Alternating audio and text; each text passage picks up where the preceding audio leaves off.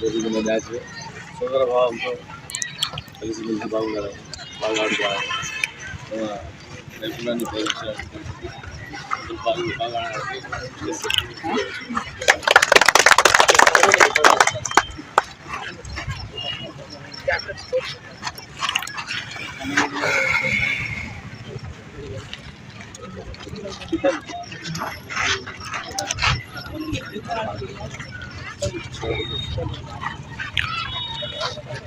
ఇదిగో ఈ వీడియోలో ఎరుపు చొక్కాలో బౌలింగ్ వేస్తున్న వ్యక్తి జీవన్ కుమార్. ఇతను మున్సిపాలిటీలో శానిటరీ ఇన్స్పెక్టర్ పనిచేస్తున్నాడు.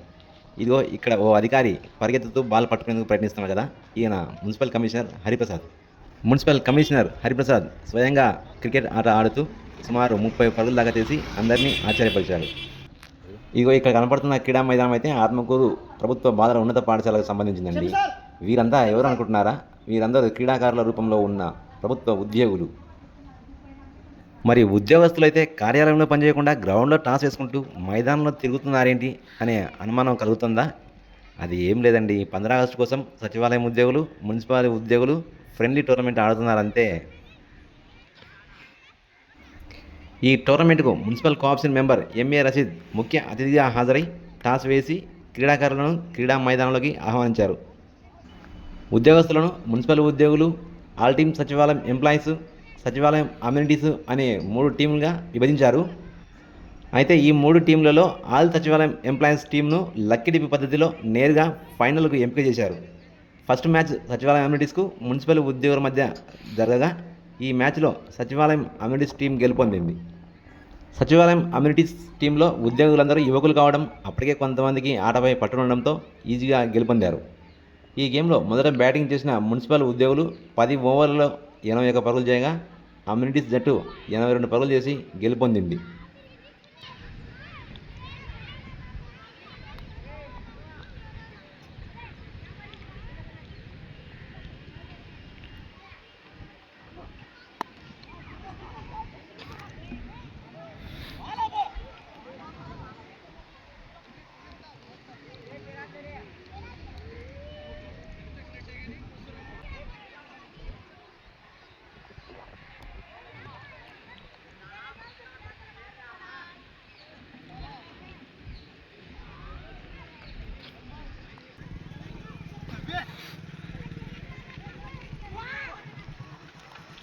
ఈ టోర్నమెంట్లో ఇంకొక ఇంట్రెస్టింగ్ పాయింట్ ఏమంటే, అంపైర్గా వ్యవహరించిన ఇలియాస్ బౌండరీని నిర్ధారించేందుకు స్వయంగా లైన్ వద్దకు చేరుకొని 2 చేతుల పైకెత్తి సిక్సర్గా 4గా ప్రకటించడం అందరినీ ఆకర్షించింది. మొదటి మ్యాచ్లో మున్సిపల్ ఉద్యోగుల తరపున కమిషనర్ హరిప్రసాద్ 30 పరుగులు చేయగా రెహమాన్ కూడా 30 పరుగులు చేశాడు. అనంతరం బ్యాటింగ్ను దిగిన అమ్యూనిటీస్ టీంలో రామకృష్ణ 40, వెల్ఫేర్ మైకేల్ 40 పరుగులు చేసి అందరినీ ఆకట్టుకున్నారు. రామకృష్ణ, మైకేల్ వీరిద్దరూ బాల్ను నలుమూలలా బాదుతూ మిగిలిన క్రీడాకారులైన ఉద్యోగులను పరుగులెత్తించారు.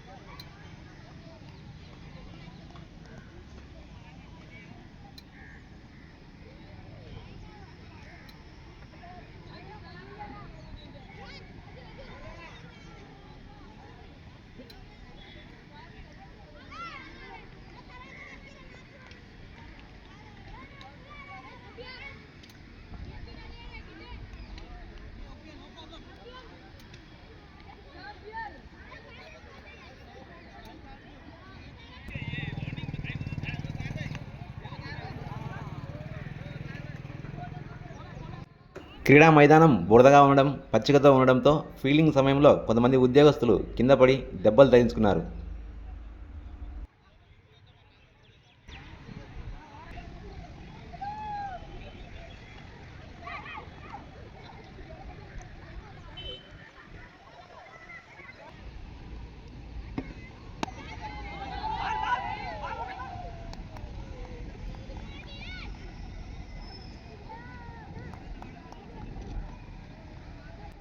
గ్రౌండ్లో మరోపక్క క్రికెట్ ఆడుతున్న స్కూల్ పిల్లలు తమ బాల్ కోసం టోర్నమెంట్ హద్దులోకి వచ్చి అటు ఇటు తిరిగిన క్రీడాకారులు ఏకాగ్రత కోల్పోకుండా ఆటపైన దృష్టి పెట్టి ఆట ఆడారు. ఆ తర్వాత ఫైనల్ మ్యాచ్ అయితే మధ్యాహ్నం 3 గంటల ప్రాంతంలో ప్రారంభమైంది. ఈ ఫైనల్ మ్యాచ్లో మొదట బ్యాటింగ్ దిగిన అమ్యూనిటీస్ జట్టు 10 ఓవర్లలో 2 వికెట్ కోల్పోయి 144 పరుగులు చేసింది. ఈ బ్యాటింగ్లో మళ్ళీ రామకృష్ణ 40 పరుగులు, మైకేల్ 42 పరుగులు చేయగా మరో క్రీడాకారుడు షాకిర్ కూడా తన సత్తా చాటి 30 పరుగులు చేశారు. దీంతో ఈ జట్టు ఉత్తమ ప్రతిభను కనబరిచి 144 పరుగులు సాధించింది. ఆ తర్వాత బ్యాటింగ్ చేపట్టిన ఆల్ సచివాలయం ఎంప్లాయీస్ టీం 104 పరుగులకే కుప్పకూలిపోయింది. ఈ జట్టులో గురునాయక్ అనే క్రీడాకారుడు మాత్రం 45 పరుగులు చేసి అందరి దృష్టిని ఆకర్షించాడు.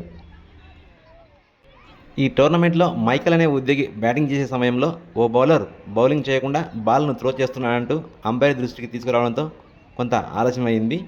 ఇరు జట్ల క్రీడాకారులు గుమికూడి బౌలింగ్పై చర్చించి మరలా ఆటలో నిమగ్నమవడం గమనార్హం.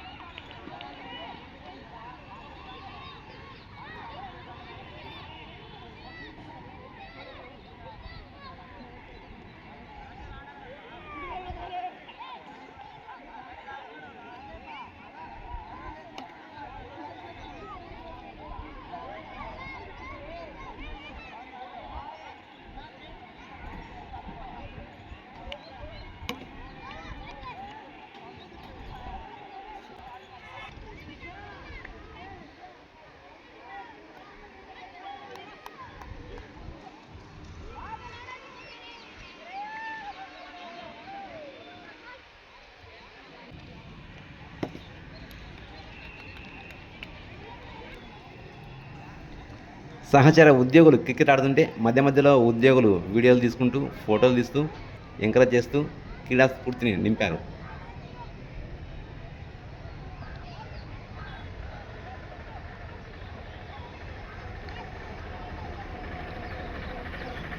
మొత్తానికి సచివాలయం ఉద్యోగులు, మున్సిపాలిటీ ఉద్యోగుల మధ్య జరిగిన ఈ టోర్నమెంటు జరుగుతున్నంతసేపు క్రీడాకారులు, విద్యార్థులు కళ్ళప్పగిస్తూ చూస్తూ వారి షాట్లు, బౌలింగ్ విధానాన్ని క్షుణ్ణంగా పరిశీలించారు.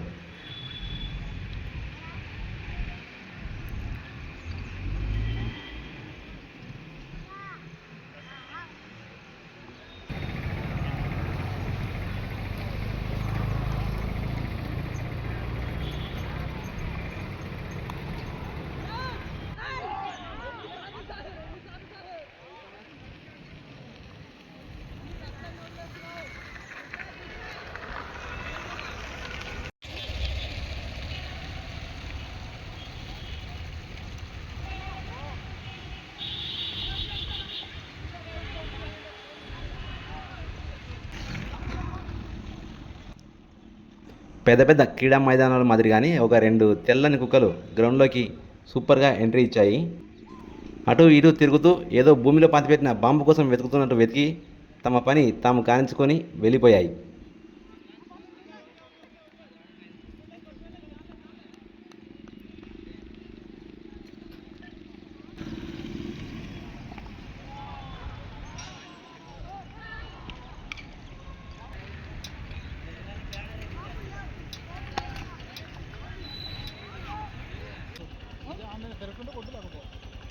సచివాలయం అమ్యూనిటీస్ జట్టు గెలుపొందినట్లు అంపైర్ ప్రకటించగానే కమిషనర్ హరిప్రసాద్ క్రీడా మైదానం చేరుకొని విజేతలను అభినందించి ఓడిపోయిన టీంకు నెక్స్ట్ టైం గుడ్ లక్ చెప్పారు.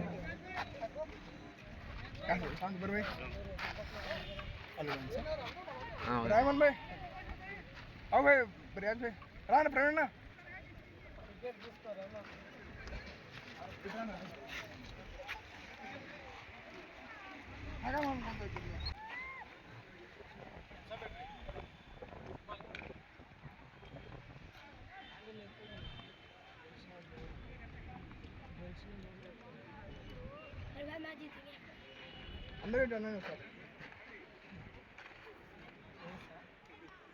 అరుణ్